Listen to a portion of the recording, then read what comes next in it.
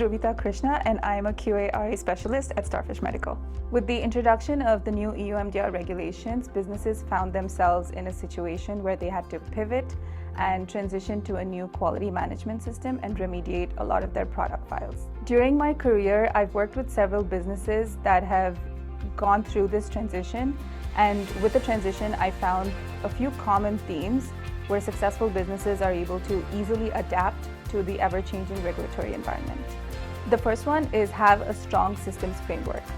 With a strong systems framework, businesses are able to adapt and transition from their day-to-day activities and work towards transitioning into the new regulatory changes. For instance, with a good EDMS in place, you're able to understand which processes trace to which products and projects and how you can bring the scope of the regulatory change together.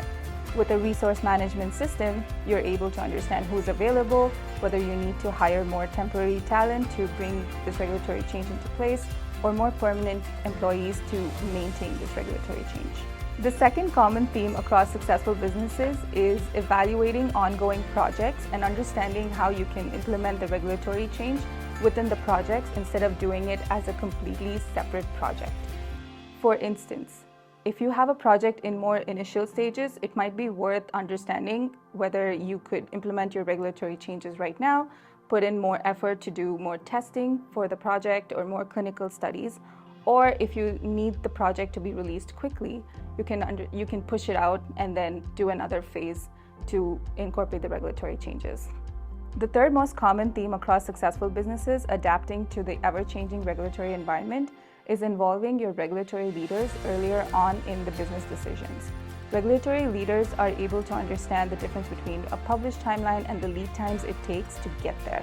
For instance, regulatory leaders are able to understand the time and money it would take to schedule the audit, to make contact with the notified body authorities, and to establish a relationship with them. They can also tell you if your product needs design changes, which would need more testing or more clinical studies.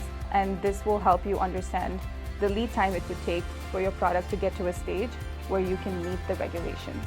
So remember, for a successful business to adapt and transition to the ever-changing regulatory environment, you need to have a strong systems framework, evaluate ongoing project work, and understand if your regulatory changes can be incorporated into it. Involve your regulatory leaders earlier on in business decisions.